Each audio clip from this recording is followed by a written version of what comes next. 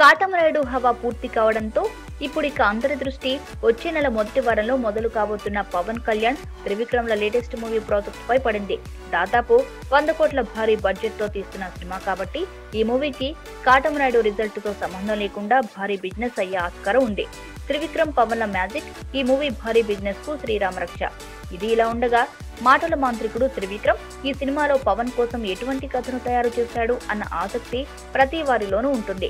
ఇది ఇలా ఉండగా ఈ మూవీకి త్రివిక్రమ్ రాసిన కథ ఇదే అంటూ ఒక ఆసక్తికర కథనం ప్రస్తుతం ఫిలిం నగర్ లో ప్రచారంలో ఉంది.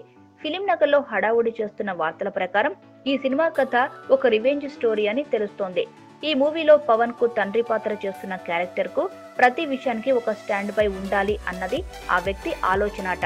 అందుకోసమే అతడి జీవితంలో 2 భార్యలు, 2 వ్యాపారాలు, 2 ఇళ్లు, అదే విధంగా 2 ఆఫీసులు, ఇలా ప్రతి విషయంలోనూ 2 లేకుండా అతడి జీవితం ఉండదట. ఇలాంటి పరిస్థితులలో పవన్ తండ్రిని అతడి వ్యాపారానికి సంబంధించిన విరోధులు చంపివేయడం జరుగుతుంది అని టాక్. దీనితో రెండో భార్య కొడుకు అయిన పవన్ ను తన తండ్రి మొదటి భార్య పిలిచి తన సవతి కొడుకు పవన్ ను తండ్రిని శత్రువులపై పగను తీర్చుకోమని చెబుతుందట. ఈ కథ కోసం చాలా కమర్షియల్ అంశాలు త్రివిక్రమ్ జోడిస్తున్నట్లు తెలుస్తోంది. దీనితో 2 భారీ ఇళ్లు, 2 భారీ ఆఫీసులు పక్కపక్కనే ఉండే విధంగా పవన్ తండ్రి క్యారెక్టర్ స్వభావరీత్యా డిజైన్ చేయించి చాలా భారీ లుక్ ను ఈ సినిమా కోసం త్రివిక్రమ్ తీసుకువస్తున్నట్టు తెలుస్తుంది.